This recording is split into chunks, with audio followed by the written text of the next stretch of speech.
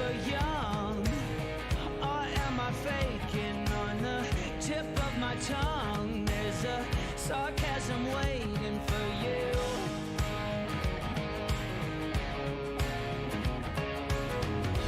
I'm willing to trade my soul for a bit of your charm. There's no way I'll fade into oblivion, 'cause I'll keep shining over you all. And if your wings entwining, you better face the fall, keep trying again. Oh yeah, keep trying again. There's mud on the floor, disparate people trying to get through the door, although the room's already crowded. But I'll keep shining over you all. And if your wings entwining, you better face the fall, keep trying again. Oh yeah, keep trying again. Zeros, everybody's trying to be heroes, when all they have to say to be okay is I don't know. And keep trying again.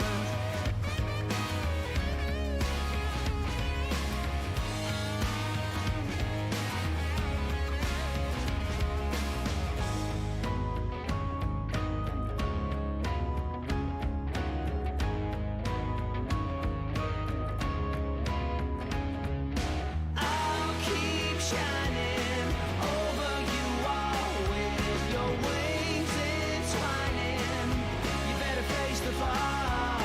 Zero, everybody's trying to be heroes, when all they have to say to be okay is I don't know. Are you okay? I'm not that sure.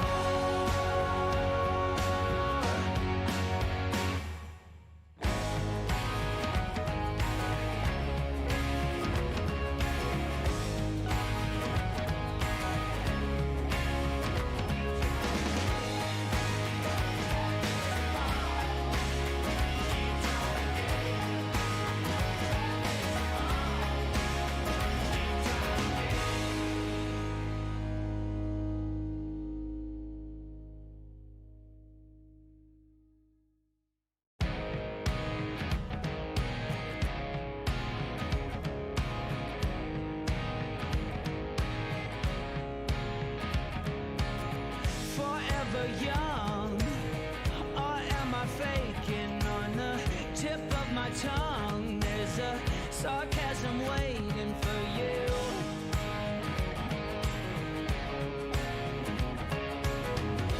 I'm willing to trade my soul for a bit of your charm. There's no way I'll fade into oblivion, 'cause I'll keep shining over you all. And if your wings entwining, you better face the fall, keep trying again. Oh yeah, keep trying again.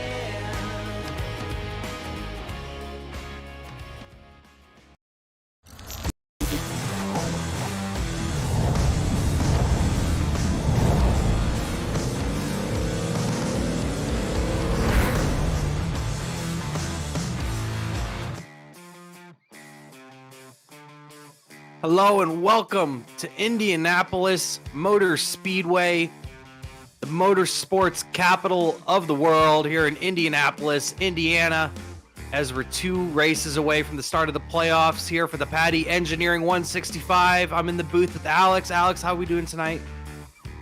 Doing all right, Kyle. We went from one big track in Pocono to another big track in Indianapolis. Triangle to rectangle. We're trying out shapes tonight. This should be a blast. We're going to do 65 laps around this 4-corner legendary racetrack in Indiana. First time the Great Lakes Truck Series has been here since season 2. Like I mentioned, only 2 races to the playoffs, and that bubble is very close coming into this race, Alex. So this should get really wild. There you are looking at the bubble. We have drivers like Gavin Fitzgerald and Ross Brockman that can almost for sure lock themselves up with at least a decent finish tonight. And then you have drivers like Shane Nicewanger, Ashton Lawson, and Matthew Durr. They can get a top 5 finish and maybe get a little help. They can lock themselves up tonight. And then you got Aaron Duclos and Hunter Brittle. You look at that bubble, Alex. Duclos is only 2 points above Brittle. That is so close. Well, Duclos is trying to make a good job of it. He's going to start in the 4th position with a great qualifying effort. So he's looking to extend that gap. Hunter Brittle's down in the 10th position, so he'll have a harder time making it through the field. This track's difficult to pass, so that all-valuable track position has already had the battle won by Aaron Duclos. Yeah, great starting position from Aaron Duclos, and that will definitely help him in his opportunity to get himself into the playoffs. And they're about to pull off, and we're going to give you the top 20 on our starting grid, starting off with our pole sitter. Great lap from Mr. Zachary Henry in that orange number 77. Phenomenal lap, puts it on pole. And then on his outside, you have Jake Miller, who started on the pole last time we were here. Just narrowly missed that pole position as well. He came around, missed it by 0.004 of a second, did a fantastic job. And as we're looking over here, we got right in the second row, Elliot Henderson and Aaron Duclos, as mentioned before. In row number 3 on the inside, and number 41, you have Matthew Durr. And then on the outside of the number 49, you have Shane Nicewanger. Behind them is the 59 of Kevin Waller and the 37 of Steve McLean. Row number 5 on the inside is Mr. Excitement, William Barbagelata, and then the outside, looking to get himself into the playoffs, Hunter Brittle. Following them is 63 Eric Keff, Mr. Pink, and the number 39 of Justin Mons. Row number 7 on the inside, looking to lock himself up, is Gavin Fitzgerald, and on the outside is Gabriel Truesdale. Following them is the 00 of Aiden DuPont, the 85 of Marshall Wilson. In the next row, row number 9 on the inside, you have Anderson Bowen in the black target machine, and on the outside, in the number 96, you have Dustin Visser. Behind them, 24 of Ashton Lawson, the Jeff Gordon scheme, and the number 30 of Daniel Nanny. Oh, sorry, it looks like he did not grid today, so actually Michael Senzi, my apologies. Here they are coming around turn number 4, 65 laps around this legendary racetrack. The Patti Engineering 165, the Great Lakes Truck Series presented by Patti Engineering. This could be a big day. Can someone possibly lock up their ticket with the win here today? The pace car pulls off, and Zachary Henry is going to lead him to the green flag is out here at the Brickyard. Great start from Henry, but Jake Miller's right there with Elliot Henderson right behind. They're going to be side by side heading into turn 1. We'll see how they work out with this. Elliot Henderson looks like he's going to get the position. Jake Miller is going to try and let him by and fight it a little bit on the outside. Maybe he's looking to wait for the straightaway to get it. That actually gives great opportunity to Aaron Duclos slot in, which I was worried about that outside lane. He could lose some positions. And Zachary Henry looking to check out possibly on this field. A big run off the corner for Henderson. He's going to be able to jump into that second spot in front of Jake Miller. Jake Miller's fallen back to the 3rd spot. Now you have Duclos right behind him. And Matthew Durr, he's lurking right there in the 41 car. Got himself in the 5th spot after the restart. Matthew Durr with a clean start, keeping himself in the 5th position. Right behind him, Shane Nicewanger. They're all really pretty much single file. About 14, 15, 16, 17. The cars just keep going single file. The first battle we got's around the 20th position, where a lot of fast guys who didn't run a qualifying lap are starting the battle to try and gain their positions. One thing to definitely watch with this race is watch those tires. And I feel like that's what a lot of these drivers are doing. They're trying to get into line, trying to really conserve those tires for later in the run. This is just another one of those tracks that's really going to eat away at your tires if you don't take care of them.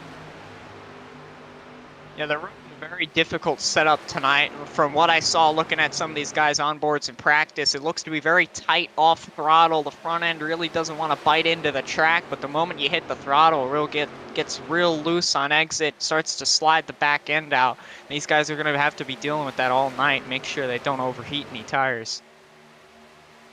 And looks like to me Bobby Carter might be trying to get to the lead. He's inching closer and closer to that back bumper of Henry. And he was really close on his bumper going into turn 1, but a good entry to the corner from Henry, and he's going to gap him a little bit through the corner, but Henderson's got a little bit of the run off. And we're going to see how this goes down the backstretch. Last time coming out of turn 4, Henderson got a pretty big run and was close to being able to make a move. I don't think he's going to be able to this time. There's some heavy battling going off turn 2 right now. Almost 3 wide coming down the backstretch. Looks like Ashton Lawson all the way down there at the bottom. There you see it right there. Aiden DuPont in the middle. Some pretty gnarly racing going on back here. Yeah, I was watching a little bit in the back there. Aiden DuPont and Gabriel Truesdale, who just got in the wall, just now got together in the middle of turn 2. Luckily, they managed to save it, but now both cars have some significant damage. Yeah, Truesdale struggling on that high side now with that damage. He's really loose and lost a lot of positions in turns 3 and 4 that time around. That damage seems to really be affecting that number 6 machine. Sorry, hate to interrupt you, but lead change. Elliot Henderson out to the front. He passed Zachary Henry for the lead. We have a new leader here at Indy. Now Jake Miller, he's trying to take the 2nd spot coming down the backstretch. Can he get the spot? Oh, and there's someone all the way almost going into the grass in the background. Oh man, but Jake Miller, he's gonna be right underneath Henry, and he's gonna make the pass. He's gonna clear him going through turn 3. And now coming into turn 4, Duclos, now he's trying to set himself up to make the pass. Running very solid laps here. Duclos really running a great race. This is what he needs. He needs to keep a clean race and get a great finish. He's doing a good job there in the 4th position, looking hungry for a little bit more, I'd say. Oh, DuPont is wrecking. Oh, man. Aiden DuPont is wrecking off turn 4. I saw him really slow off of turn 4, and it looked like he was turning to come down pit road, and then I think he spun it around. Heavy damage to the 00 machine of Aiden DuPont. Oh, man, you hate to see it. And he's doing a Ricky Bobby down pit road, it looks like right now, Aiden DuPont. Well, that looks like a disastrous end of the night for Aiden DuPont. You hate to see it. Wrecks will happen, and he got into an incident earlier in the race with the driver we were talking about earlier, and now it looks like his race is nearly done as he's backwards on the pit lane. Aiden DuPont does not seem happy. I think we have the accident right here. Looks like DuPont, like I said, looked like he might have been coming onto pit road. Heavy damage to that right side of that car, and he just, I don't know if he misshifted or if he even just ended his day intentionally. I'm not sure what happened there with the 00 coming into the pits. He just got left, car got left and got straight into the inside wall, and that's for sure a day ender if it wasn't already over from the damage he had already had. We're going to get you the first incident here with Gabriel Truesdale, what Alex was talking about a moment ago before we had the incident. Here you see Truesdale and the number 00 of Aiden DuPont. Truesdale gets a little loose off the corner, and then a pretty big bump from DuPont. They keep it straight for that moment. Yeah, then in came Ashton Lawson with a big run down the back straight, taking it 3 wide. No mercy for these drivers. These going forward. There's some very hard racing there near the back of the pack. And DuPont is currently on pit road getting some repairs. And I'm interested to see what might happen. If drivers might come down pit road this time. Think it's too early to maybe pit here for tires or anything like that. They're all going to pass by pit road, it looks like. Nice Wonger is coming down pit road. Oh, it looks like pit road's actually closed, actually. Red lights are on. Yeah, pit lane. There's some drivers coming in, so it might still be open. But it looks like all drivers in the back possibly pulling a bit of a strategy gamble, looking quickly to see what kind of tire sets they have. They have three tire sets tonight. So that's 1 of 3 already gone for these drivers coming down pit road. Maybe there's some of them just taking a bit of fuel. Who knows? Fuel strategy here is something you do have to consider because of just how big this racetrack is. The fuel window tonight, from what I've heard, is around 20 laps. Around 19 to 21 laps is the fuel window for tonight. So that might be what some of these drivers are doing, are trying to top off on fuel, trying to see what they could do with the fuel strategy game. Yeah, I mean, pitting right here, right now, would allow you to very comfortably be on fuel, while some other guys might be trying to stretch it a little bit, because 21 laps, you're still going to have to pit twice, and you might not make it to the end, which could cause you to pit a third time. But if you pit here, get your fuel, you might not have to pit that extra last time because you're pretty much safe for that very final fuel window. And another thing that I'm thinking about here, also with these drivers that came in and just took fuel, it gives them a little bit more freedom. I've mentioned how tires could play a big factor into this race, possibly, depending on how much they fall off at the end of these runs. But if they do become a big factor, it gives them freedom to kind of pit a little early, pit a little late. Well, pit a little late, I mean, not really early, but pit a little late, while all these other drivers are going to have to pit within 1 or 2 laps of each other. So they're not going to be able to try different tire strategies if we run the race green.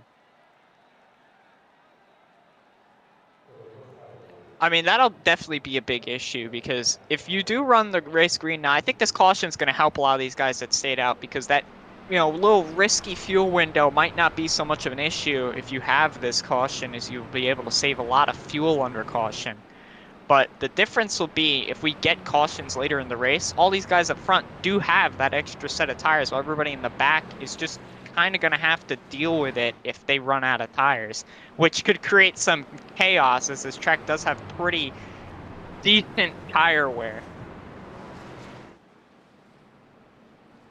Yeah, this track really can tear up tires, but the fuel window is only 19 to 21 laps, so I'm very interested to see how much that tire fall off is after maybe at least 10 or 12 laps. If we can get a good run in here, I'm interested to see how the tire fall off is.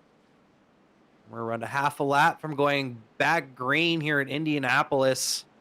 Big race here, only 2 races till the playoffs. Next week we go to Chicagoland. And a lot of these drivers are just trying to get as many points as they possibly can here tonight at the Brickyard. But then there's a driver like Elliott Henderson who's just trying to win the race, just to say he won the race.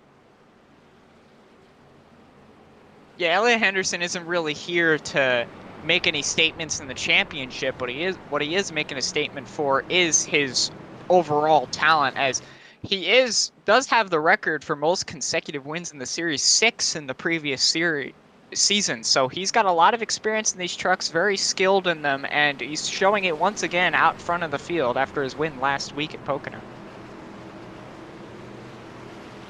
Henderson trying to do it again, this time at the Brickyard. He was the last driver that last time they were here. Henderson was your winner. Pace car pulls off, and they're going to go green flag racing once again. Green flag is out for Henderson. A good start from him. And Miller's right there on his outside. Miller is just prepared for these starts. Right there on his outside. A bit messy on the bottom lane. A lot of drivers kind of getting stacked up on top of each other, not really getting a good start. And so drivers on the outside just gained a bunch of free positions there in the mid-pack. Jake Miller, now he's in the 2nd spot with Henry right behind him in the 3rd spot. But I've been watching Duclos. Aaron Duclos just needs to keep on doing what he's doing. He looks very strong. Has possibly a top 5 truck here tonight. He's right there. He's right there on the bubble. So he needs a strong run here tonight. And so far, he's doing the work. But Brittle's charging. I just noticed him. Right when I'm saying that, he just made a great pass on Shane Neiswanger for the 6th spot. Yeah, I was just about to bring him up. I was watching him. He's going forward. He's already gained 4 positions since the start of the race. He's going forward, and it's definitely going to be a lot more stressful for Aaron Duclos, as that's the guy he is battling for certain in this race. Yeah, the bubble battle. Currently, the gap would be, I'm thinking, 4 points right now. Aaron Duclos right there in the 4th spot. You have Hunter Brittle in the 6th spot. Brittle trying to get to him. Right now, he has Matthew Durr in between them. It's pretty calm for the most part up here in the top 10, but then you see right outside the top 10, you see Eric Kep battling back here. Gavin Fitzgerald, Hunter Medalinas is back here as well. Ashton Lawson, a lot of great drivers in the series back here. Yeah, all these drivers didn't really put down a qualifying lap, or they put down a really bad qualifying lap, and they're already moving forward. So clearly it was just a bit of a qualifying fluke for all of them, and they're making steady progress. I mean, Hunter Madalinas already up, I believe that's 11 positions since the start of the race, and Ashton Lawson up 7. So these drivers are making significant progress very quickly. Great battle here developing for the fifth spot. Coming down the front stretch, look like Brittle had a huge run on Matthew Durr. Matthew Durr blocked to the inside, and then Brittle jumped to the outside, and now he's trying to complete the pass on the high side of Matthew Durr, and it looked like he might be able to complete it coming down the back stretch here. I'm surprised to hear him say that he blocked to the inside. I mean, I would say the outside, when you're side by side, is the better lane. You're able to carry a bit more momentum. The guy in the bottom is kind of pinched off with the awkward way this truck handles, and frankly, he's losing a lot of positions because of it. He's already lost 2. He's about to lose a 3rd one. It's a possibility if he can't slot up in line that he might lose even more. Matthew Durr is struggling now on the inside. That high lane is just a little bit quicker, I would say, just because you can pinch the other guy, and it really prevents you to get the run off the corner, and that's so huge at a track like Indianapolis. You need to have that run off to the corner and get up near the wall. Yeah, it's the reason why it's so difficult to pass at this racetrack. You know, once you try and pull to some guys inside, all of a sudden your truck starts to handle terribly. It gets tight, it gets loose, you're having to deal with all the air that's packed on your side. You can't go out wide on the entry or exit, and it just becomes an absolute monumental struggle. There's some good battling going on back here still. Eric Kep, he seems to be in the center of all the action tonight. Usually Eric Kep's the driver that stays away from all the action, but right now he seems in the dead center of the eye of the hurricane right now. Well, I would like to point out the interesting battle that is going to develop here in just a couple laps between our bubble drivers, Aaron Duclos, Hunter Brittle. They're both 1 position apart from each other, and Hunter Brittle is going forward. He's making great forward progress, while Aaron Duclos is just kind of comfortably sitting in the 4th position. Now, I think Hunter Brittle's declaring, I've got a top 5 truck, and you better be better than what you're doing right now, because I'm coming. Yeah, I've mentioned tires, and Duclos just really seems like he's just taking it really easy on those tires. He was one of the quickest drivers in practice. He started 4th, and he hasn't moved from the 4th spot. But then you have a driver like Hunter Brittle, who's just outside the playoffs right now. He started in the 10th spot, and he's already moved himself out to 5th, and now he's trying to get to Duclos and maybe try to take over the 4th spot with Niswanger right behind him.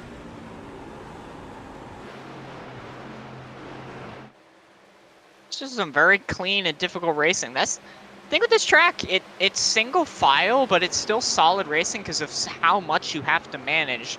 Big track, so high speeds, long corners, dirty air, tricky setup. These guys are dealing with a lot tonight. And, I mean, Hunter Madalinas, our current points leader, got passed by Eric Kep, who's typically our more careful driver. And it just goes to show that what you can do. You know, Hunter Madalinas was fast earlier in the run, but Eric Kep is typically our longer run driver, and already he seems to have decent pace, enough to keep good pace with Hunter. That might be something to be worried about for some of these other drivers, because Eric Kep always finds his way to be up in the top 5 or top 10 at the end of these races, no matter what his speed was throughout most of the race. Here at the end of these races, he always finds himself up near the front. So the fact that he's already showing some speed here early in the race, I feel like some of these drivers should be worried that he can compete up there for a top 5 spot, or maybe even a win with the right track position late. Oh, it's the backstretch, big contact, almost a wreck. It looked like Kevin Watler in the 56 was involved in the incident.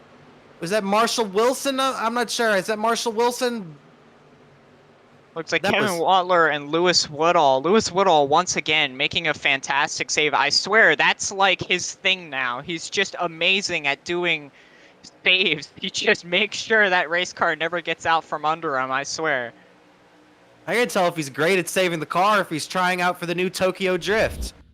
Because this is crazy the way he saves a race car. Lewis Woodall has saved a race car more than anybody else combined this season in the trucks or the Cup Series. He's a wheel man when it comes to saving a race car. He gets up into the wall.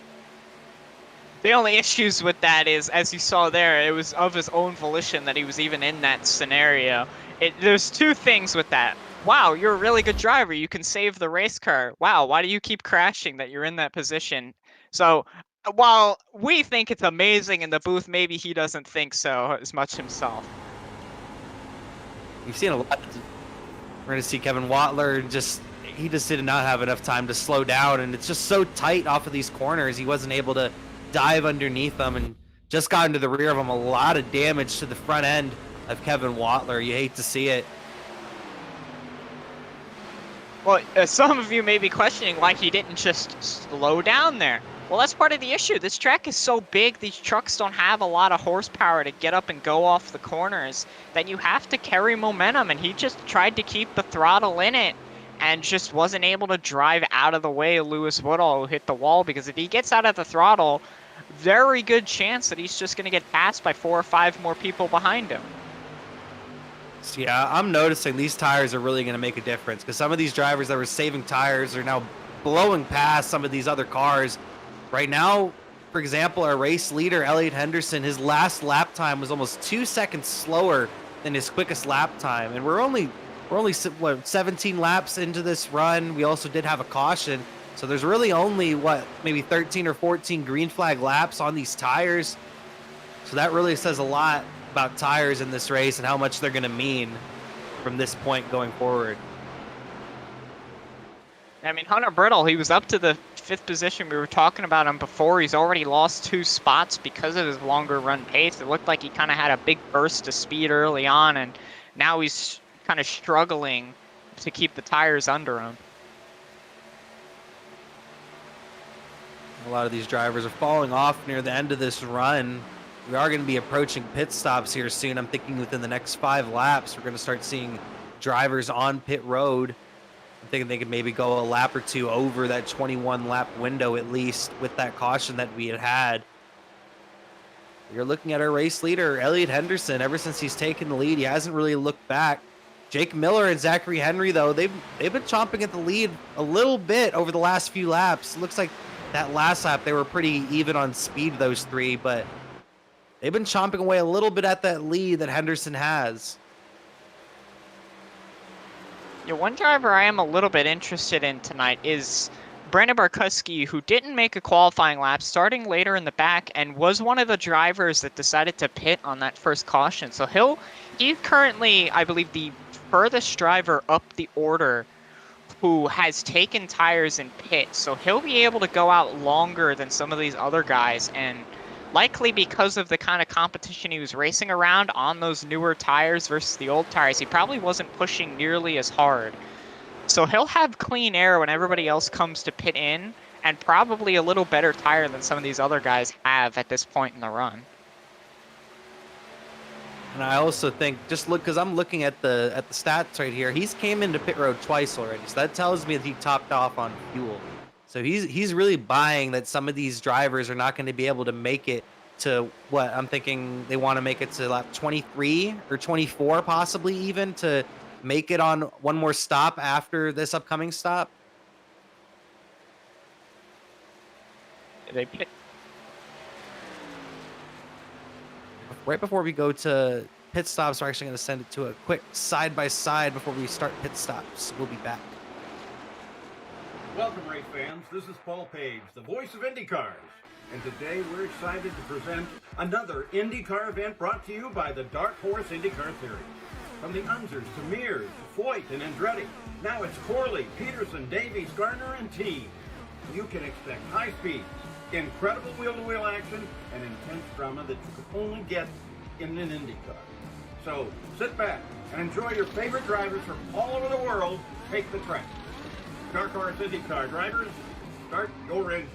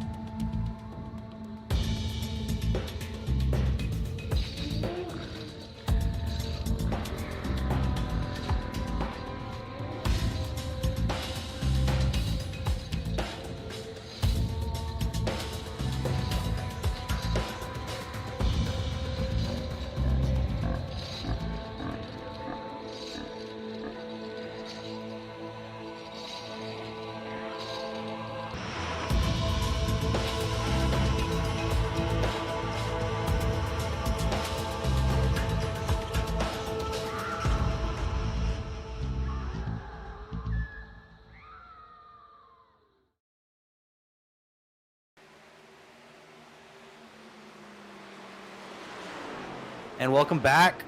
After that quick side-by-side, didn't really miss much. Elliot Henderson's still leading the field, and I'm just watching and listening to the radio, seeing if some of these drivers are going to come down pit road. I'm hearing that Gavin Fitzgerald is going to be our first taker on pit road. It sounds like he's coming down this time by. So maybe some of these drivers are going to have to pit maybe this time. See, Ashton Lawson is also on pit road with Eric Kapp. Oh, it's very close on pit road. Almost an accident.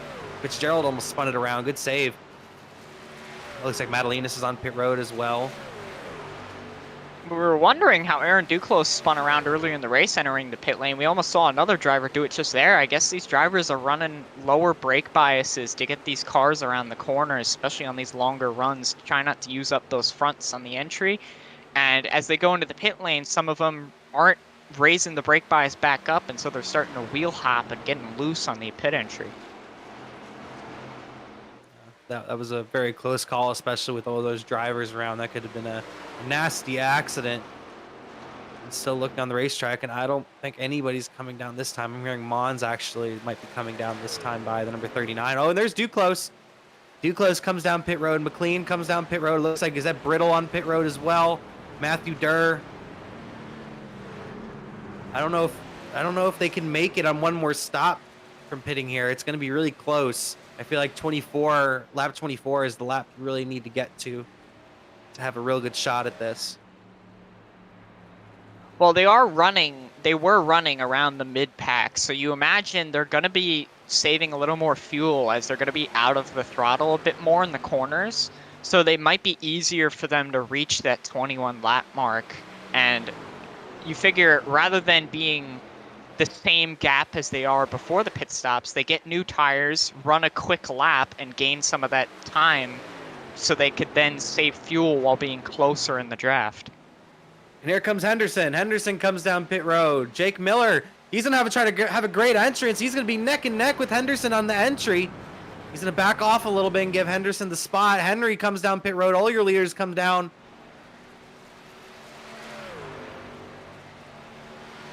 This is a big stop here. We're going to see possibly we're probably going to see a change at the race leader, because tires are just going to make a huge difference. Before these drivers came down pit road, they were driving a little over 2 seconds slower than their fastest lap.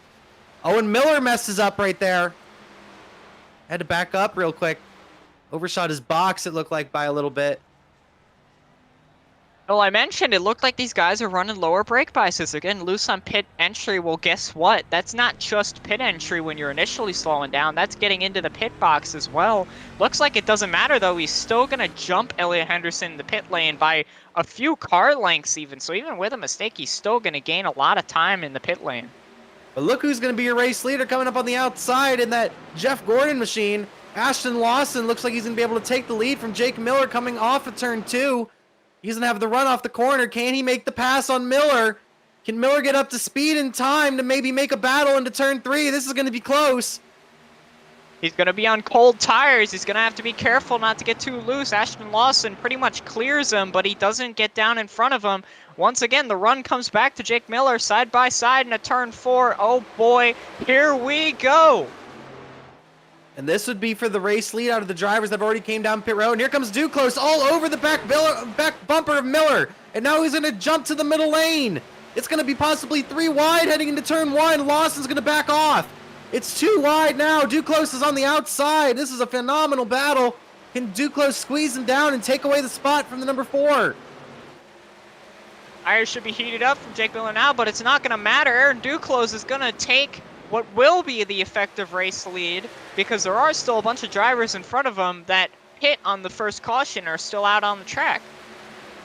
And this could be huge for Duclos. Duclos, I've mentioned, came into this race only 2 points to the good. He's the bubble boy, the number 97 of Aaron Duclos in the Mountain Dew machine. He's taken the lead out of the drivers that have already came down pit road. You still have 6 drivers that need to make another stop. You have Sensi, Barkusky, Nicholson, Brockman, Kyle Nogel, and Chris White. They all still have not came down pit road. The only thing I'm a bit worried about is Aaron Duclos came into the pit lane on lap 23, that kind of awkward lap as you were talking about on the transition at 24. So his lap of fuel is going to be a little bit less, and with him leading the field, he's going to be using the most fuel of anybody else in the field. So I'm a little worried if he could make it to the end of the race if this stays green, but we'll just have to see. I think what Duclos needs to do, he needs to try to hold this lead up until the 6 drivers in front of him pit. That way he can lead a lap, because that point could get him into the playoffs 120%. And then at that point, just drop in behind Miller and use some of that draft to save a little bit of gas. Because like you mentioned, he pit on lap number 23. A lot of these drivers that are up near the front pit on lap number 24. So I really think the guys that pit on lap number 24 can make it on one more stop. It's going to be very close, though. I'm still not even sure about the lap 24, but lap 23 I'm even less sure about. Yeah, and you can't rule out those guys who are still out on the track because of them pitting earlier in the race. Because of them being off strategy, it's going to be very confusing where they end up towards the end of this race, because technically by now they could all pit and have shorter stints and still make it to the end of the race comfortably, but have better tire over those stints. So it's the question is, how long are these guys going to stretch out? Are they going to hope to stretch it out fully on the fuel window and hope for a caution possibly? Or are they going to try and short pit it a little bit earlier and make some shorter stints? The drivers really to watch on that alternate strategy. Just like in case if the drivers that pit on lap number 23 and lap number 24 don't make it to the finish, or even like I've mentioned with these tires, a driver like Brandon Barkusky and Michael Sensi, these 2 drivers are going to be the 2 drivers to watch. And a driver like Brandon Barkusky, if he wins, he's in. So that would be huge coming into the playoffs. But that's why Barkusky is trying this strategy. He's trying to win and get in, but the spoiler for him right now could be Michael Sensi, as Michael Sensi's 2 seconds ahead of him on the exact same strategy that he is. So he needs to get up there to Sensi or hope that Sensi makes a mistake. Yeah, that's the biggest struggle with where Brandon Barkusky is at the moment, as Sensi, I don't believe, hit a second time, unlike Barkusky, who did. And so he's going to be able to have that track position and utilized it properly, gaining out 2 seconds over him. And now with these 2 really being the only challenge, that's where the battle is going to be on this strategy, as we hear a driver, Chris White, first of these pitting drivers to come down the pit lane under green. And Chris White comes down pit road, and now we only have 4 drivers that have yet to make that stop. You see Kyle Nogel in the number 59. He's currently in the 4th spot. Well, Sensi and Barkusky, yeah, they just came down pit road right now, and Nathan Nicholson as well. So these top drivers on this strategy have come into the pit lane. We'll have to see what the gap is to the rest of them when they come out of the pit lane, because that'll determine if this strategy is a good enough strategy to win the race. And the driver that's going to take over the lead looks like it's going to be Jake Miller. Right behind him is Aaron Duclos.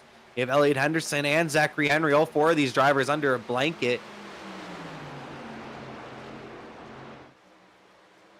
Now, previously, they were running around the 16th, 17th to 20th position, around that area, when they first started to pit with the other guys. And we'll have to see if they're at least ahead of that spot when they come out of the pit lane.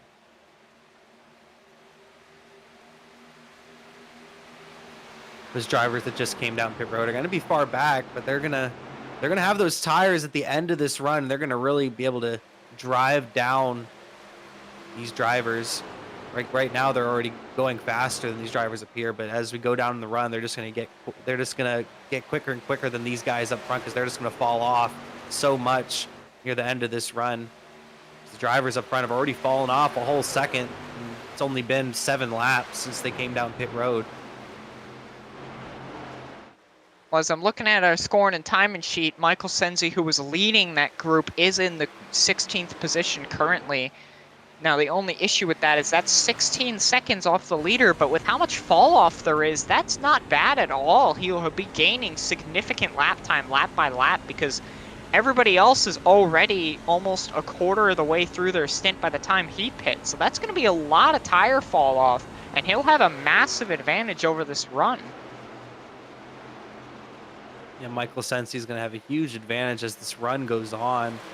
Brandon Barkusky and Nathan Nicholson as well, because they were also on that strategy. And we're just going to have to look to see how that strategy pans out, because we're not even sure that these drivers that came in on lap number 23 and 24 are even going to make it on one more stop when it comes to fuel. It's going to be awfully close. And then there's a driver like Ashton Lawson who pit on lap number 22. So he has a big job ahead of him. Well, I believe Aaron Duclos is possibly listening to you, because now he's getting passed by pretty much everybody after I believe he did just manage to lead a lap. Jake Miller and Elliott Henderson are around him, and Zachary Henry is looking like he wants to pass him as well. And Duclos just needs to grab that draft and save as much fuel as he can if he wants to make it, because I really don't think 23 is going to make it. He needs to save some fuel. I believe he can make it. I mean, where he was, he made it a little bit more difficult for himself, but where he currently is, I believe he can. If he kind of stays around this position, he should be able to make it. And if he could just manage to squeak out that one lap and make it to the same kind of pit stop, or even just the one lap before, he should be able to make it to the finish. It's definitely going to be a close call for him. A driver that's been really running under the radar ever since he lost the lead, Zachary Henry. Zachary Henry started on the pole, and ever since he lost the lead, he's been just running under the radar, been running a very smart race, currently running in that 3rd spot, just lurking in behind Henderson and Miller. Well, he was our pole sitter. You can't really, say much else. He did a great job showing off he has speed, and he's displaying it again with decent longer run pace. And while the other two are around him and possibly are a little bit better, you can only learn with these longer races, and I'm sure he'll learn to keep up with them, especially with the draft making it just that little bit easier. And it looks like we could have a battle for the lead momentarily, as Henderson's beginning to approach Miller, driving him down a little bit, cutting down on the lead around a half tenth that last lap, I'm thinking. Yeah, around a half tenth that last lap. He's trying to get himself back up to the lead. These two have been running 1-2 most of the race, Henderson and Miller, and it's not a very big surprise. I've talked about the last time they were here. Miller started on the pole, and Henderson won the race. Miller led a good amount of laps. Henderson led the most laps. So it's not a very big surprise that these two are going to possibly battle it out for the win today, depending on cautions and strategy. Well, these two really are the Truck Series guys, essentially, when they show up to these races. Jake Miller has the record for the series this season of leading the most laps while still having 4 less starts than most of the field. He only has 9 starts. Everybody else has 12 or 13 starts, and he still has the most laps led. And then there's Elliott Henderson, who has his overall record, most wins overall in the entire series. So these two drivers are most definitely the strongest guys when they show up for a truck race.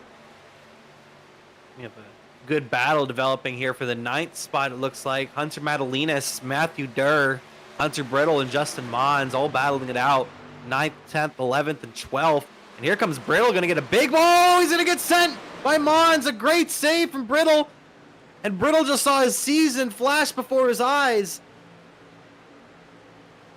That was a risky one. I saw that coming when he was on his bumper going into the corner. I knew he had to lift because he was on the inside, and he just barely saved that car. That thing was almost completely out of control. Fantastic move by Hunter Brittle to keep that truck under him. But it looks like Brittle and Mons are trying to work together, doing some sort of almost bump drafting Daytona Talladega stuff right now with the number 10 and the number 39. And it looks to be working at least a little bit as they're trying to get past Matthew Durr right now. And Brittle's just trying to get as many points as he can because he knows that Duclos is having a very strong day up there in the 4th spot right now. Yeah, that's got to be the biggest thing weighing on his mind at the moment. If he's constantly thinking about the points, well, Aaron Duclos is currently well outperforming him at the moment, and it could be making him drive a little bit harder than he probably should be because he's thinking, I've got to get up there, I've got to get up there. And he's just hurting himself on these longer runs. I mean, it seems to be another trend today. He's on this run is that he's falling backwards on these longer runs. And with that tire save, that's going to kill his tires and won't help that run either.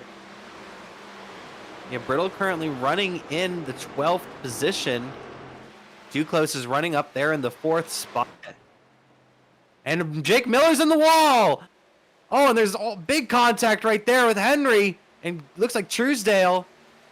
Oh, man, a lot of incidents going up here in the front all simultaneously. Some heavy damage to the right side of Miller. I'm looking at that car. A lot of right front damage, a lot of right side damage. That car is destroyed on the right side. Man, we were talking about Elliott and Jake being the two greatest guys in the field. Well, with that mistake from Jake Miller, that's pretty much going to take him out of this race, at least for the win, of course, because that damage is huge. We'll have to look and see what he did to get into the wall. Looks like he's right towards the bottom, swinging out a little bit wide off turn 2, and he just misses it. Gets a little tight and gets up into the wall. That is going to be catastrophic for Jake Miller's race. That is huge, and Jake Miller is now getting driven down by Zachary Henry pretty easily, and Henry should be able to maybe get to his inside coming into turn 3. And now Henderson, if he can make it to the finish and we don't get any cautions, this is Henderson's race to lose at this point because he has a huge gap. Jake Miller is kind of holding him off for now, but I don't think it'll be very long. You could see the difference in straightaway speed. He's just losing so much down the straights, especially leading a line like that, like he was. That's going to basically be his struggle for the entire night now. He might be a little bit better in the corners because he's going slower into them, but that straight line speed that he's losing is going to be detrimental to his long run pace. Henry's trying to complete the pass on Jake Miller. It looks like he's going to be able to complete it coming down the backstretch. But here comes Nicewanger. Nicewanger's going to jump all the way underneath and get underneath Henry. Now we have a new battle for that 2nd spot. Here comes Shane Nicewanger. I mentioned how he could possibly lock himself up with a great performance tonight. And he's putting on a show in that number 49 machine. He's driven himself up to the 2nd spot. Shane Nicewanger, aside from what was our 2 leaders at the time, he seemed to have the best long run pace of everybody else, and up into the 2nd position right now. We'll see if he has the pace to run down Elliott, as he has the clean air. He just has to make sure the pressure from behind doesn't get to him. Very big move from Nicewanger, very smart move, and he's gonna get him into the 2nd spot, and that would be a lot of points, and that puts him in a prime position in case if something would happen to Henderson. We've seen it in the trucks. We've seen it in the Cup Series. Drivers that are in the lead making mistakes. We just saw it just a moment ago with Jake Miller getting up in the wall. So if you keep yourself in that prime position, you can win the race if the leader makes a mistake. Yeah, you can never know what happens in these races. We saw last week, leader made a mistake, and it pretty much, 2nd place made a mistake, and it created an epic battle for the podium right at the finish. So you never know what could happen. But at the same time, last week, Elliott wasn't the driver who made the mistake. He's the one who made the least mistakes and won the race. So you can't really rely on it either. And Bobby Carter in the 0-3, looking to get another one here. Looking to win at Indianapolis once again. Looking at Brandon Barkusky as he continues to make moves through the field because of that tire strategy. He's driven himself back up to the 14th spot. Michael Sensi's driven himself back up to the 12th spot. And now here comes Barkusky. Looks like he's gonna take away 13th.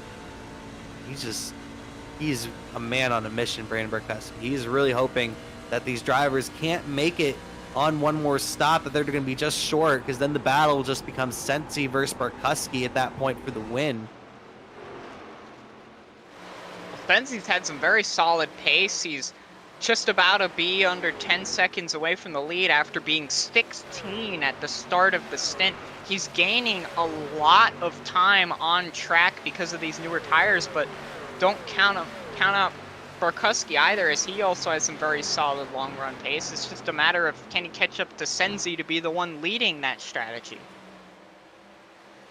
And right now, Sensi is behind a couple of drivers that are on little older tires than he is. Hunter Brittle, Hunter Madalinas, so he can get held up by them, and Barkusky can drive him down a little bit, and those drivers could be a little bit helpful to Barkusky's cause if, and it's a big if these drivers do not make it on fuel. I'm talking about the top 10. I mean, I believe they should be able to make it because they had the benefit of cautions to kind of stretch their pit strategy out to just at the edge of those windows. It's just a matter of, is that 21 lap window a stretch on fuel, or is it just narrowly good enough for them to run a solid pace and be able to make it to that point? But we're seeing drivers come in. Eric Kepf is in the pit lane. Matthew Durr is in the pit lane. This is a bit interesting. They're pitting on lap 43 going on to 44. That might be one lap too early. Driver I'm really watching to see if he might come down this time is Aaron Duclos. Because right now it's been around 21 laps since he came down pit road. So if he can make it around that rest of this lap and the next time by, I'm thinking that he can make it the rest of the way. Any drivers that come in the next time by, or this time by, it's going to be really close. I think they need to make it to lap 46 or 45 to have a good shot at making it to the finish. And here I see Lawson and Mons and a lot of drivers coming down pit road here on lap 44. There's a wreck on pit road, I'm thinking. I heard something on the radio. Something happened. I don't know if there was a wreck or not, but there was something that happened. I heard Madalinas on the radio scream. Justin Mons almost turned himself into the pit wall on pit entry. He got fully sideways, actually bounced it off the inside wall, and managed to keep it going somehow. Almost looked like a bouncy ball hitting the ground with how it bounced off the wall. And that might be something to watch for. We've seen it all race when it comes to coming onto pit road. Drivers getting loose. Maybe that's something to watch for when it comes to a driver like Elliott Henderson. But I'm hearing that Aaron Duclos is going to come onto pit road this time by, and that's very interesting for me because that's going to make it really close. I think that's just really close. Here we got a replay of the incident with Mons. And yeah, about the same thing happened to DuPont earlier in the race, but a lot more damage to DuPont than what happened to Mons right there. You know, I wouldn't typically be so worried about Aaron Duclos as he makes, a fantastic pit entry between him and, Zachary Henry. I'm a little bit behind on my replay. Apologies, but he was side by side with him entering the pit lane. But he went 21 laps, almost 22 on this stint. He should be able to very comfortably make it to the end, I believe, if he just runs a similar, if not slightly faster pace. So he should be able to make it to the end, barring any green-white checkered finishes. Yeah, that's a big thing to ask of these drivers, Alex. We've seen the madness at some of the end of these races. We've had green-white checkers. We've had a lot of cautions at the end of some of these races. Here comes our leaders. Henderson's down pit road, Niswanger, Miller, and these guys that just came down pit road right there, I think they can make it. I think they can make it to the rest of the way because they all came down on lap 24. Now they're coming down on lap number 46. So I think they're definitely going to make it to the finish. But Duclos, is that Duclos still on pit road? That is Duclos still on pit road. He's just now coming off pit road, the number 97. What had happened?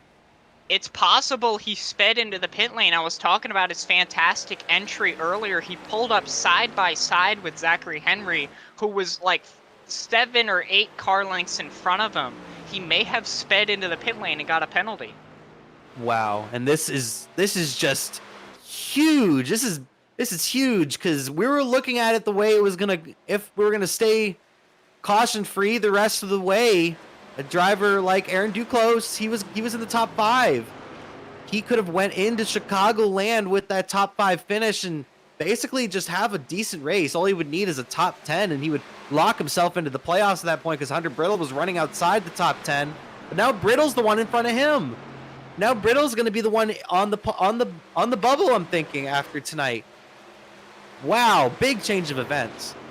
We've also got an interesting strategy call from Michael Senzi, who was on that kind of longer pit strategy due to him pitting earlier in the race. He's pitting now. So he could have run another 4, 5, maybe even 6 laps from where he was at that moment, but he's deciding to pit now and only have a very minor tire advantage. This is very interesting to me because in contrast, Brandon Barkusky's still out on the track. He's fully committing to this strategy.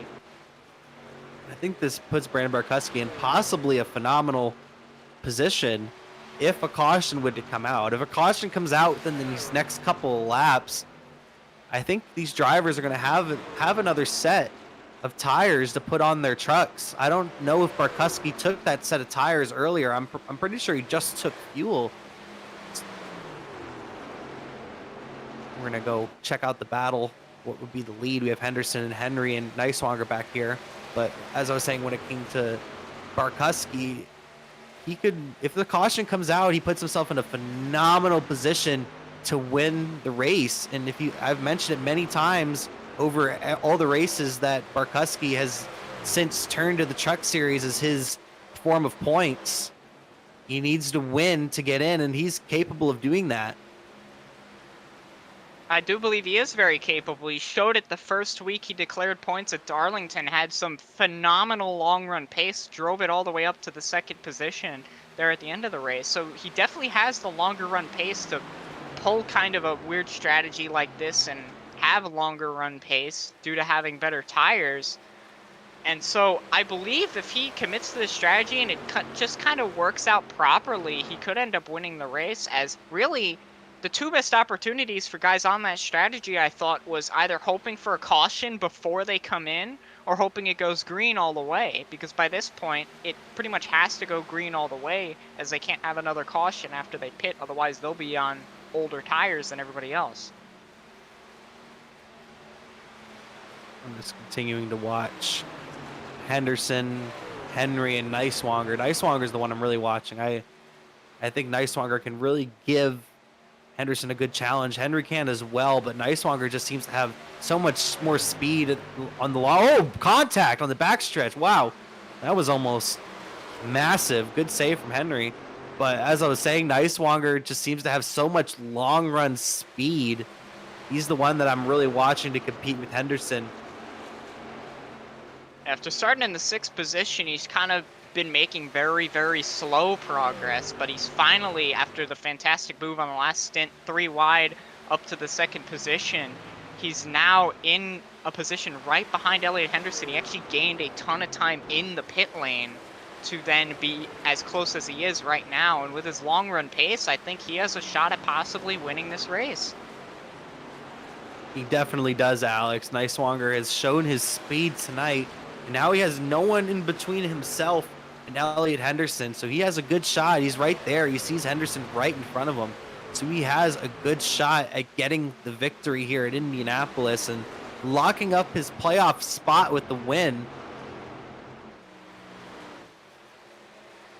Yeah, if he manages to do that, that's going to make a statement for other drivers going into the playoffs, is that Neiswanger might be a driver they'll need to watch and might not have been watching going into it. You're definitely going to have to keep your eyes on Shane Neiswanger, the number 49. He's right there behind Henderson. Nicholson has came down pit road. So now Barkusky is the last man standing out of the drivers on this strategy. And I think he's just really hoping for a caution because the way these runs are, he's not going to have nearly enough time to drive through the field. He's really hoping on a caution to come out here soon. That way he can retain the race lead, and possibly every driver will go in to get fresh tires, and Barkusky will end up with the race lead on a possible last restart. Well, he's in the pit lane currently. I think he's reached the very end of the pit strategy. Only 13 laps to the finish, so he's cut off almost half of the entire pit window by pulling this strategy. So he'll have much better tires and not have to worry about the long run. The only problem is his long run pace on the previous stint was slower than the leaders at the end of it. So he didn't even have as much of an advantage, probably just from having to pass so many people. Yeah, we've seen Brandon Barkusky drive. He drives on the more aggressive side of things, and he had to make a lot of passes. So it's not too surprising by the end of that run that his tires were worse than the drivers that were in front of him. Well, the race leaders at least. And here you see Henderson and Neiswanger. That's the 1-2 right now. These drivers can make it to the finish. There's no fuel strategy at this point. These guys can make it to the end on fuel as long as we don't get green-white checkers. Race leader Elliot Henderson led most of the race.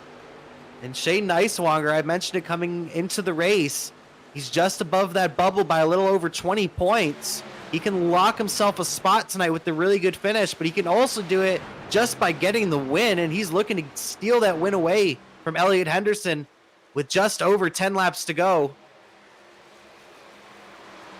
Now, the position he's currently in right now, I've been in this position before, and this is such an infuriating spot to be in, especially at a track like Indianapolis, is that these corners are flat. You don't have banking to work with. It's pretty much a single file racetrack. There's really only one competitive lane when you're not side by side. And that's right there on the bottom. But guess who else is also on the bottom? The guy right in front of you. You're going to have no air on the front of that truck. You are going to have to fully rely on the tire and your throttle and braking to get around the corners. And while the trucks may not be as big of an issue as, say, in something like the Cup car, they still have to deal with this, because if he gets too close and keeps pushing it hard enough, he won't have the long run pace because he won't have the front tire to make the corner. Very good point, Alex. And we're getting right down to the end of this. 11 laps to go here at the Brickyard for the Patti Engineering 165. Only 2 more races till the playoffs. This race, and then next week at Chicagoland, then we go playoff racing. So these drivers are trying to get themselves locked into the playoffs. But like I mentioned, a driver like Elliot Henderson, he's not competing for the truck championship. He's not competing for points here in the truck series. So he's just out here for bragging rights. He's here to get the victory and continue that streak in the 0-3 machine. But Hunter Brittle, he can exit this race as the big winner. Caught a lucky break with Duclos getting caught on pit road. He's currently 8 spots in front of Duclos, and I'm thinking that's going to make an 8-point swing and put him 6 points to the good in front of Duclos if the race would end right now. And while this might not make him as much of a difference for now, we might see him in a higher up position than we expect at the end of the race. But Brandon Barkusky just ran the fastest lap of the entire race, the last lap, and he gained over 1.5 seconds on the leaders. And while he is over 20 seconds back, there is an opportunity that he could get a very comfortable top 10 by the end of this race. Like I've said with Brandon, I think cautions are his best friend. It was before he came down pit road are his best friends, and even now it's his best friend because Barkusky's a gutsy driver. If he gets a caution here, I bet you $20 he stays out and retains the race lead and tries to block the field and get the victory. Well, I hate to spoil your party about his confidence, but he literally would have to stay out as he does not have any tire sets available. They only have 3 sets and he's pit 3 times. Like I mentioned, though, I'm not sure if he took tires on that first pit stop because he didn't drive through the field at all after he came down pit road. And he did top off fuel. So I was really thinking that he maybe just got fuel, but I'm not 100% certain on that. Well, I'm checking in on it right now. I'll see if he did. Henderson's the race leader still. Niswonger is around a couple car lengths back of Henderson. Henry's back there in the 3rd spot. And a story I'd like to mention is William Barbagelata. He's usually Mr. Excitement, but today he's been Mr. Calm, Cool, and Collected. He's just driven his way very calmly up to the 4th spot. Very quiet day from Barbagelata, but could be a very good finish as he's looking to get himself a top 5 here at the Brickyard. And a quick callback to your question on Brandon Barkusky and his strategy. He did not take tires on that first stop, so I was incorrect. He still has an extra set of tires in the pits. He did just take fuel. And Brandon thinking ahead. He's thinking ahead in that number 42 machine. He's ready. He wants to win. And like I said, I know he's capable of winning. And next week at Chicagoland, if he doesn't get the win here tonight, I'm putting all my chips at the center of the table for Barkusky. He's going to go all out for Chicago. I know he will.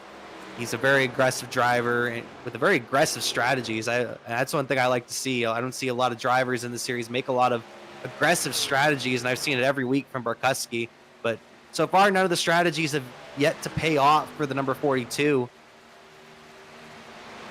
Well, another driver making some forward progress, Michael Senzi, just passed 2 people in 10 seconds going down the back straight through 3 and 4. He just got around both Hunter Brittle and Hunter Madalena. It's the double Hunter show, and now he's up to the 7th position. And great job from Sensi. Yeah, Sensi on that strategy, similar strategy to Barkusky, was on the same strategy most of the race, but then came down a little earlier than Barkusky did. And now he's beginning to drive himself up. He's up to the 7th spot, and he might be able to get to McLean and Lawson and get himself into the top 5 before this race is over. Well, the last lap, he was running about a half second faster than them that last time by. And so he's gaining just a little bit of time every time, and he's catching up to them. So I think he'll have a shot at catching them. Just to check on our leaders real quick, we have 6 laps to go. Henderson that last time by was just a little bit quicker than Niswonger. Niswonger has dropped back to around a half second behind race leader Elliott Henderson, but he's kept him right there in front of him. Henderson hasn't driven too far out in front. He's only, like I said, he's only a half second in front, so he still has a decent shot at this. Zachary Henry, the 3rd place driver, slamming the wall off of turn 2. Heavy contact to that right side. A lot of damage to that right side. I'm seeing that right bumper has some damage. A little push to the right side. A little bit of an arc on the right side of that bumper. Currently running in that 3rd spot, and Barbagelata is not too far behind him. So if Henry picked a good time to knock down the wall, Jake Miller knocked down the wall earlier in the race, and he's fallen all the way back to 10th. Henry knocking down the wall here in these last few laps. If there's no caution, he's probably either going to get 3rd or 4th. So Henry just needs to maintain what he's doing and just keep the car straight. Well, luckily, he didn't seem to hit it as hard as Jake Miller, but the thing is, he hit it in the same spot as him as well, and I think that's something to point out.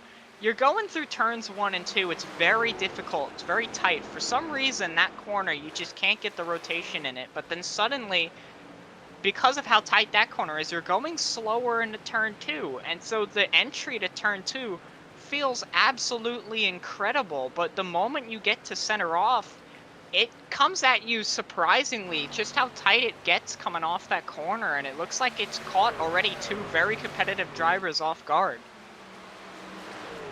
That last time by, Niswonger was really struggling on both ends of the racetrack. Lost a lot of time to Henderson. I really think he just killed those tires at the beginning of the run trying to keep up with Henderson, and now he's dropping like a rock. He's falling back really fast from that number 03 of Elliott Henderson, Mr. Bobby Carter. Yeah, I think he possibly might have strained himself a little bit too hard behind Elliott, and that was what I was mentioning. You get behind him and you start to damage the tires, keeping that gap. He stayed within a car length of him for 2-3 laps great at this very long racetrack. That had to have hurt his tires a good amount. Yeah, it definitely hurt his tires. Shane Neiswanger is around a second and a half back right now of race leader Elliot Henderson. Now he's just really hoping on a caution, as everybody is except for Elliot Henderson, as we have 3 laps to go here at Indianapolis Motor Speedway for the Patti Engineering 165 for the Great Lakes Truck Series. And Henderson's looking to pull out another victory. You see the battling back here with Henry and Barbagelata. Henry is a little bit slower than Barbagelata with that damage on the right side from slamming the wall. And Barbagelata looking to get himself on the podium after a phenomenal drive so far today. What's making it a lot harder for Barbagelata, though, is that he's got a lap car on newer tires right behind him, and he keeps kind of peeking his nose around. And even if he isn't going for the pass, that has to be making him nervous, as he doesn't want to cut in front of him and spin himself out. But Zachary Henry is vigorously defending this position. I think that just hurt him more than it helped him, as the run down the straightaway for Barbagelata is huge, as he gets a wide entry into 1, but just doesn't seem to be able to get the run coming off. Barbagelata just couldn't get the run from the middle off. Loses a little bit of time out of turn 1, and now coming through turn 2. Can he get the run down the backstretch? Looks like he got out of the corner a little better than Henry did.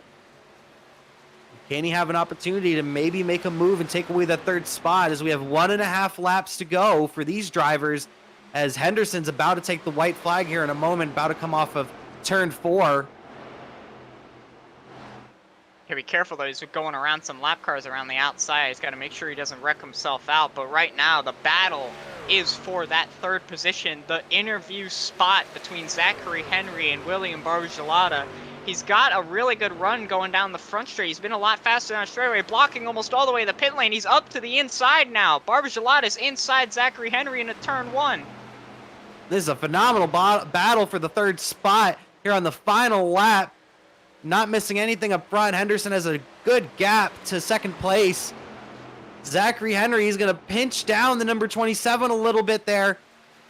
But Barbagelata is going to go. Oh, and Truesdale is blown up in front of him. Looked like he hit the wall, and I don't know what he's doing. Almost a big accident right there. Oh, man. Barbagelata is going to get in front of him because of that.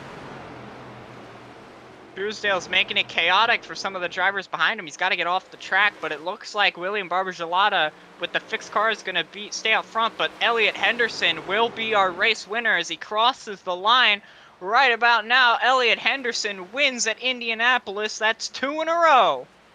And Elliot Henderson will kiss the bricks. Neiswanger comes home 2nd, and Barbagelata will get that podium spot in the 3rd spot. And the driver's up in the wall hard coming out of turn 4. It looks like it's Truesdale. A lot of madness going on back there. Driver is very angry over the radio with Truesdale. Blew up an engine and kind of struggled to the finish in the middle of the racetrack, almost ruining some races for some of these other drivers. Yeah, definitely some craziness there at the end. Madness for Truesdale, and I think just being caught up in the nasty situation, just a little bit of a lack of awareness from him, and almost caused some major incidents on the backstretch. But they were all able to keep it straight for the most part, and Henderson comes out on top. The driver of the 03, Bobby Carter, he wins it again. Oh, man. Will someone wreck him? That's the big question. We're on a 2-race streak of someone wrecking the leader before he does burnouts. Will someone come over and wreck him? I'm waiting. Well, another notable thing is I heard some anger over the radio from Steve McLean. He actually lost the position to Michael Sensi on the last lap because of that blown up lap car. So there's another driver a little bit angry with their result tonight. Oh, wow. We're gonna take a look at what happened to Gabriel Truesdale and why his engine was up in smoke and what had happened. Just some complete craziness from Truesdale and some of the pack there at the very end of the race, that last half a lap. We're gonna look here. Gabriel Truesdale, the driver of the number 60, coming off of turn 2. He's on the inside of, looks like, James Shiflett, and Shiflett gets down into his door and heavy contact for Truesdale, and then boom, into the inside wall, blows the motor and pops back onto the racetrack in the middle line. And like I said, I think just the heavy event, he was probably pretty angry in this moment, just not really, just a little bit of a lack of awareness, I'd say, right there. And great job by these drivers to get around him. But here comes McLean. This is what a lot of the anger was. McLean was trying to stay in front of Sensi and forced it 3 wide there because of Gabriel Truesdale. But there's not really much Truesdale I feel like could have done. I feel like he could have done there. He was trying to get to the finish line right there. He kept it to the bottom of the track. Just some heavy racing there at the end. We're gonna look at Shane's view. Shane Neiswanger, I'm thinking here. Shane Neiswanger, our second place driver, who was almost in this incident. If you really think about it, he was almost in this incident. That could have been really gnarly for our second place driver. Just he's able to barely get through that. Great job from Neiswanger, able to get through it. And you saw it on your screen, the contact with Shiflet. I would describe that as a butt-clenching moment right there. Wow, I was feeling for him watching that, and I wasn't even in the car.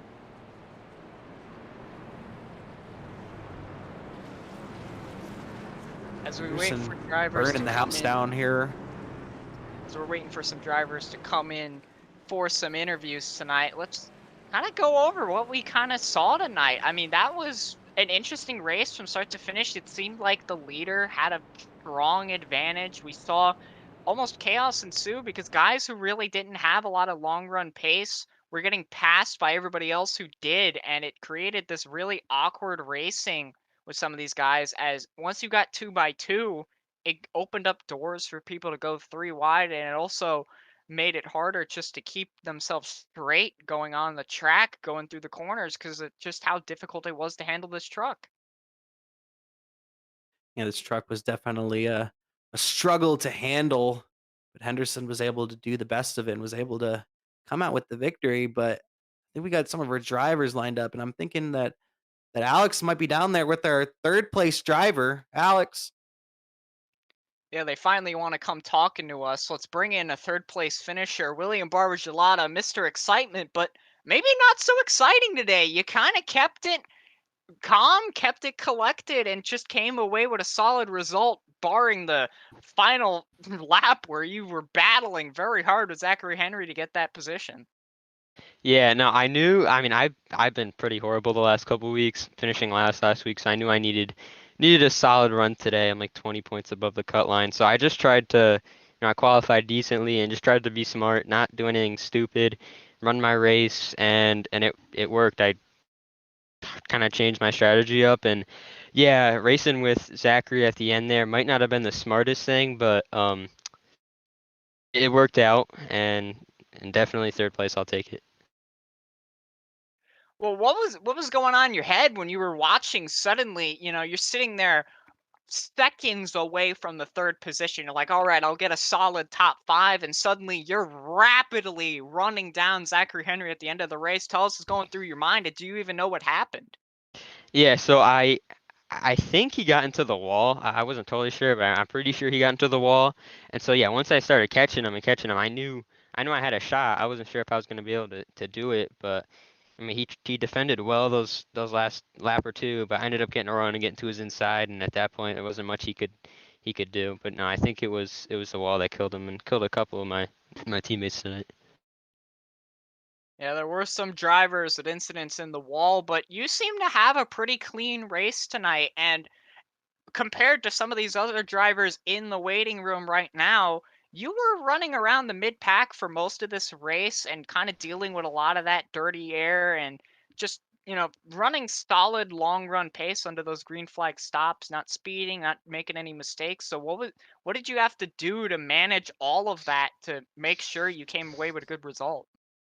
Yeah, I mean it was definitely being smart, picking your move when, the time was right. You didn't want to go too early. You want to get a run on someone, someone even with them going into the corner, because, they would pinch you down and it gets really tight underneath someone.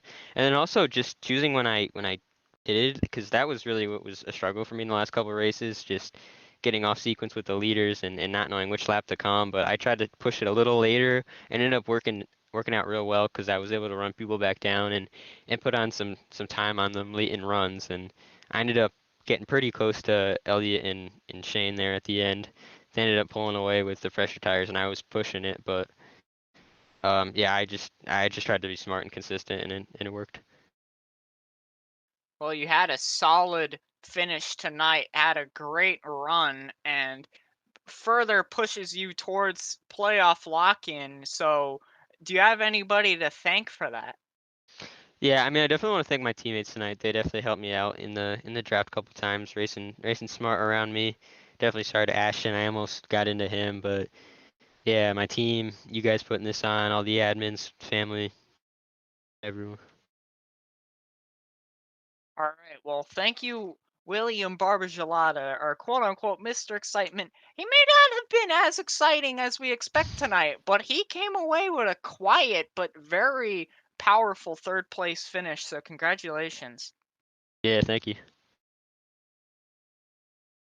Alrighty, let's get in our second place finisher, driver that was just so close to getting the lead narrowly at one point in the race. We're pulling in Shane Neiswanger.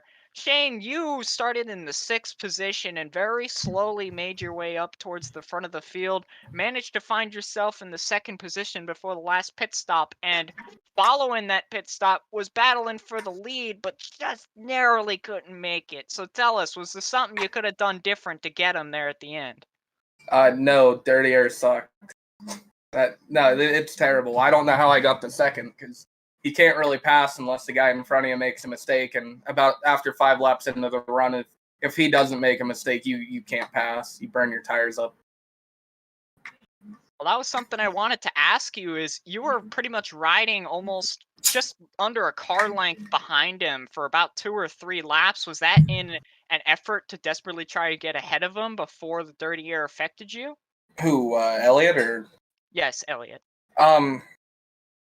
Yeah, my thought was going into it was, hey, if I can ride behind him and stay close, maybe I can save the tire. But you get so tight entering 1 and 3 here that my mistake was when I caught him, which I looked at the replay. I don't know if I really had a big of a run to get beside him. But if you have the chance, you got to take it. And maybe I could have done a better job with that. But unless Elliott hit the wall or missed a corner, it was his to lose. And we were making note tonight, you definitely had some very solid long run pace. Aside from maybe Elliott, you probably had some of the best in the entire field. So is there anything you could say to kind of tip us about how you get that long run pace? I don't know. I feel like I was doing what everybody else out there was doing, and I can't really give away too many secrets. But yeah, you gotta pass people when you get the chance, but it's so hard at the same time. If you're so aggressive, you burn off the tires. I think it was that after that first pit stop, you saw guys like I don't know, a couple of the guys that came out between me, Elliott, and Jake. I think Ashton might have been one of them, and I don't want to call anybody out. Like, it's no disrespect, but you could see certain guys that pitted earlier, 2 or 3 laps, and you just fall behind. You have to run as late as you can and not kill your tires at the same time. You have to make a pass when you get the chance. All right, well, one more thing we go before thanking people is that you are now plus 38 over the cut line. You just have to finish in 38th place or better, and you will lock yourself into the playoffs. So, what is that feeling for you going into the next race? I mean, I'm glad I'm in. The beginning of the week 3 to like week 7 was pretty bad for me. I couldn't stay out of the wrecks. But if I'm being honest, like, if I'm going to be competitive in the playoffs, I need to win. Pointing your way in doesn't cut it. I'm not going to be able to compete with guys like Jake and Hunter if I can't win consistently. And I've been trying to work on that, but I had some troubles this season. I thought it might have been a little bit easier with the Cup Series stealing a couple of the guys in here. But the guys in the Truck Series still, they've definitely stepped their game up, and it's not good enough. Well, you definitely looked like you were a winning contender tonight. So, is there anybody you have to thank for that, sponsors and all? No sponsors I got to thank. I want to give a shout out to Elliott and Nathan Nicholson and Hunter Brittle, we practiced for an hour last night, and I definitely think that helped a little bit, being able to do a few runs and seeing what the tire wear was like. Thank you to everybody who spent some time with us this evening and watched this race. Hopefully we put on a good show. And thank you guys for putting on the broadcast. Thank you, Shane Neiswanger, and congratulations. Thank you. Alrighty, and we got our 2-in-a-row winner tonight. Winner of the Indianapolis race at the Oval, Elliot and Henderson. That's 2 in a row. You're showing the field what you got, and you did another one tonight. Yeah, I mean, I don't know. I like this track a lot. This is the one track that I come to that I just feel really confident about. Anything less than a win or a podium basically is not what we want here. So, I expected a solid run today. I expected Jake to be a little bit better. I didn't quite expect Shane to put on the show that he did, but I'm proud of him for the effort that he put on after running here so well last season. So it was a good return back for the team overall. It sucks that Jake ended up getting the wall, but I'll take P1 after an eventful race so far. Now, for most of this event, you were pretty comfortably in the lead, but there were definitely some big moments throughout the race where not only were you not in the lead at some point, but there were drivers right behind you challenging you for the lead. So, how are you dealing with some of that pressure at this track? Yeah, there was a lot of that.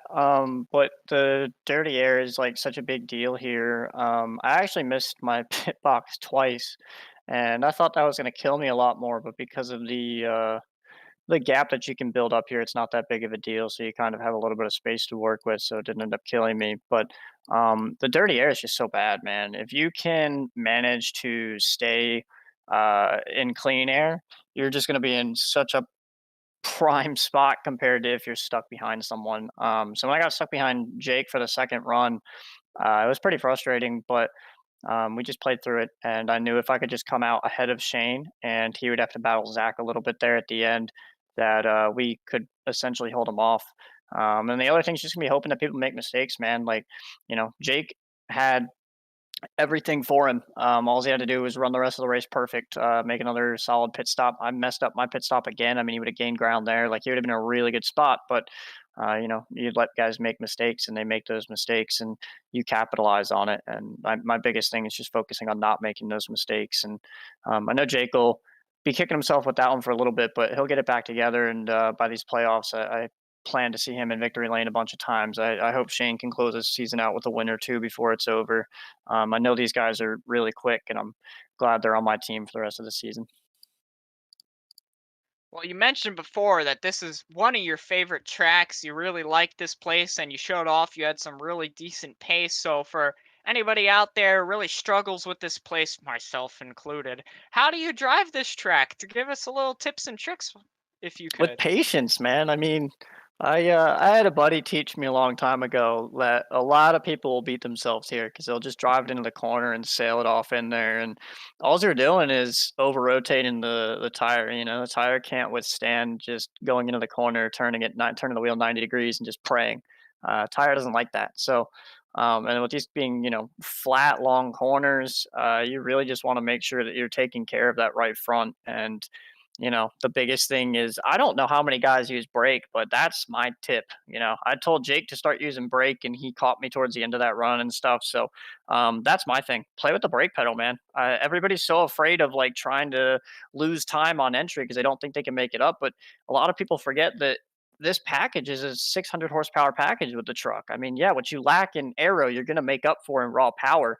A little bit more than what the cup car can give you. So with the cup car, you want to drive it a little bit harder in the corner, but here it pays to lift pretty early and get back on the throttle a little bit quicker. So that's kind of my thing. Just play with the brake pedal a little bit, see what you can do. But we're 2 for 2 here, and we might be 3 for 3. I don't even know at this point. I don't know how many times we've run here, but we'll just keep them coming. And man, like I said, I just love this place, man. I don't know what it is, but it's a blast. Well, you came away with the win, but obviously you don't do that entirely on your own. So, who do you have to thank for the finish tonight? Yeah, as always, Shane has been here since day one. I know he's leaving at the end of the season. It's going to be sad, but I'm really proud of the effort that he's put in this season and how he's grown. He's had some pretty bad luck more recently than at the beginning of the season, but I think he'll really come into his own in these playoffs and show everybody what he's capable of. Jake has been here since day one as well, and I don't know what his team change is next year, if it's happening or not, but it could be the last kind of hurrah for split second here in the Truck Series before we head into season 5. So really proud of those two and what they've done. Peter Akiyamano, Michael Levine, Tyler McClellan, who couldn't be here tonight. Briar Fritz, who's currently out for the rest of the season. This is kind of for him, man. He lives in Indy, so big little hometown win for him. Shout out to Briar. We miss you. Hope to see you back in season 5. There's always going to be a spot for you, especially with Shane and Jake talking about leaving. And then, yeah, we've, on the Cup side, all those other guys, Austin, Nicholson, all the guys, Ty Aiken, and everybody that make the Cup side go around. If I'm forgetting anyone, I apologize. There's just too many guys associated with this stuff. And then over to the league side, you guys, the broadcast, Sam, Eric, Brandon, Chris, everybody that just makes all this happen. Because this is one of the more fun leagues that I run in. I run a couple different leagues, and this one I just keep coming back to for the camaraderie and the fun times that we have in Discord before and after races and throughout the week. So it's a nice friendly place to race if anyone's looking at trying to get into a league. And I mean, we have decent car counts, and tonight I think was one of our better races. Only one yellow. So shout out to all the drivers as well, putting on a nice clean run. So can't wait to go back and watch the broadcast, and that'll sum that up. Well, if it's as fun as you say it is, I'll be looking forward to possibly running it in the future when I ain't in the booth here. But, thank you, Elliot. We appreciate you coming in once again, stomping the field and getting a win. So thank you for coming in, and congratulations. Thanks, guys. Alrighty, ladies and gentlemen, that is our interviews for today. Kyle, let's continue the broadcast and start to close it out with all the information for the future. Well, first of all, we're going to go through some of our finishing results, our final results from Indianapolis. With the win, of course, was Elliot Henderson. Nicewanger came home second. Mr. Excitement, or Mr. Cool, Calm, and Collected, comes home third. Zachary Henry. Ashton Lawson rounds out your top 5. Michael Sensi able to drive back to 6th. Yeah, McLean in 7th. Brittle 8th. Barkusky 9th. And then big number 9, Madalinas in the 10th spot. And onto the next slide, you got the big number 4, Jake Miller, who could have been up there battling for the win with Henderson, but got the wall earlier on in the race and really affected his car. Mr. Pink back there in 12th. Ross Brockman in 13th. He was able to lock himself into the playoffs. Great job from him. Matthew Durr, Nathan Nicholson back there. Gavin Fitzgerald also able to lock up a spot. Aaron Duclos with a really long stop, unfortunately, late with the struggles on pit road, falls back to 17th. Kyle Nogel, Kevin Watler, and Justin Mons. And then on to your final slide of the finishing results. Back here in the 21st spot, you have Anderson Bowen, Chris White, James Shiflett, Truesdale, Aiden DuPont, Dustin Visser, Marshall Wilson, Lewis Woodall, and then Daniel Nanny, who did not grid today. That is your finishing results. And while Alex was doing his interviews, I was over here doing a little calculations. Everything I'm about to say is going to be unofficial, but as Alex said, Shane Nicewanger unofficially is 38 points above the cut line. So those 30, that would mean he'd probably need 38th or better, or 37th or better if Duclos would delete a lap. You have someone like Ashton Lawson, who is 34 points above the cut line unofficially. So you would need to finish 34th or better. You have Matthew Durr, who's roughly 22 points above the cut line. You have William Barbagelado, who's 27 points above the cut line. Eric Kep, he's 13 points above the cut line. And then the guy that's going to be sitting right outside the cut line is Aaron Duclos, 7 points behind Mr. Hunter Brittle, who was able to jump himself in to that spot. And a driver that got eliminated when it came to points tonight was Steve McLean, but he's been strong all season long and has had some issues, unfortunately. So he's a driver to watch out for next week, along with Brandon Barkusky and Justin Mons, maybe to get a victory. Alex, what do you think about these playoff scenarios we got here? The playoff scenarios are a simple word: interesting. And there you have it right there. But I'm gonna be really keeping my eyes out for those 3 drivers I just mentioned: Steve McLean, Brandon Barkusky, and Justin Mons. 3 super strong drivers that are definitely capable of winning a race next week at Chicagoland for the final race until we go playoff racing. But I would like to thank all y'all for tuning in, and I'd like to congratulate Elliot Henderson on his victory. And we will see y'all next week for Chicagoland as the drivers enter the playoffs. Can somebody win themselves in? Can Duclos get himself back into the top 12? Can those guys in the top 12 lock themselves up? We'll have to see next week at Chicago. Also, we will be running the Cup Series on Thursday, so tune in for that. And have a great night, y'all. And once again, thank you for tuning in. Once again, congratulations to Mr. Bobby Carter, Elliot Henderson, on his victory at the Brickyard. Good night.